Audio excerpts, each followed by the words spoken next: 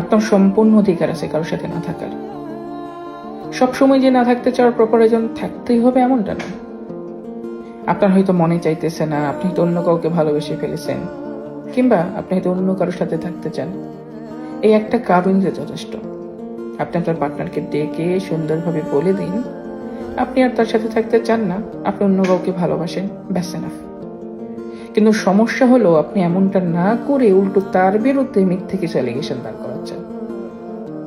হতে পারে আপনি তার ক্যারেক্টার নিয়ে কিংবা তার বিহেভিয়ার নিয়ে মিথ্যে অজুহাত দাঁড় করাচ্ছেন। আপনি তাকে ছেড়ে দিবেন বলেই তো এমনটা করছেন, রাইট? আপনি তো তাকে ছেড়েই দিবেন। আপনি তাকে ছেড়ে দিলে আপনি তাকে না হারালেও সে তো আপনাকে হারাবে, সে তো আপনাকে ভালোবাসে। এই কষ্টটা কি তার জন্য নির্ধারণ নয়? উপরন্তু আপনি তার বিরুদ্ধে মিথ্যা অ্যালিগেশন দাঁড় করিয়ে তার আত্মসম্মান বোধটুকুকেও কেড়ে নিচ্ছেন। আপনি কি ভাবছেন সৃষ্টিকর্তার পৃথিবীতে তার সৃষ্টি মানুষের সাথে এত বড় অন্যায় করে পার পেয়ে যাবেন? আচ্ছা, আপনি যদি পার পান, সৃষ্টিকর্তা যে ন্যায় বিচারক তাকে সরতে হবে। আপনার কি সৃষ্টিকর্তার ন্যায় বিচার নিয়ে কোনো ডাউট আছে? যদি থাকে তবে সেটা ভিন্ন বিষয়, কিন্তু যদি না থাকে আপনি কি আর কখনো শান্তিতে ঘুমাতে পারবেন? হয়তো আজ পারবেন, কালও পারবেন, কিন্তু পরশু পারবেন না।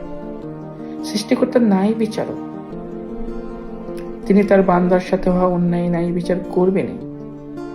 আপনি হয়তো সূরা রহমান পড়েন নাই, তাই না?